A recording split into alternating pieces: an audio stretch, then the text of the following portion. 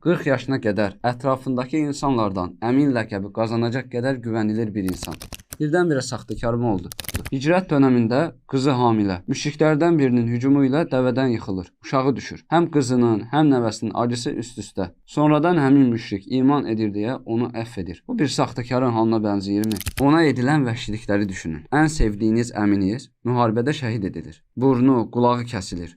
Ürəyi deşilir. Sizin də əminizi bu vəziyyətdə gördüyünüzü düşünün. Və bir də əminizi bu vəziyyətə salan insanı düşünün. Sonradan həmin insan iman edir deyə onu əfv edir. Hansı saxtakar əlinə güc keçəndə bu qədər mərhəmətli, bağışlayan olur? Hələ Mədinədə 16 aylıq övladı İbrahim vəfat edir. Həmin gündə gün tutulması baş verir. İnsanlar deyirlər ki, Peyğəmbərin övladı vəfat edib deyə bu hadisə baş verir. Bir saxtakar üçün özünü təsdiqləmək üçün göydən düşmə bir fürsətdir. Hansı saxtakar bu vəziyyəti dəyərləndirməz? Amma o insanların bu sözlərini rədd edir və deyir ki, günəş və ay Allahın dəlillərindən iki dəlildir. Heç kimi həyatı və ölümü üzrə doğmaz və batmazlar. Bir saxtakar belə bir fürsəti əldən qaçırarmı? Məsələn, Qureyş böyükləri gəlir, ona Məkkə rəisliyi, var dövlət təklif edirlər. Qəbul etmədikdə isə onu cəzalarla, ölümlə hədələyirlər. Yalnızca bir şey istəyirlər. La ilahə illallahdan vaz keç. O isə belə deyir. Bir əlimə günəşi, bir əlimə ayı versəniz, mən yenə bu davamdan vaz keçmərəm. İstəsəydi,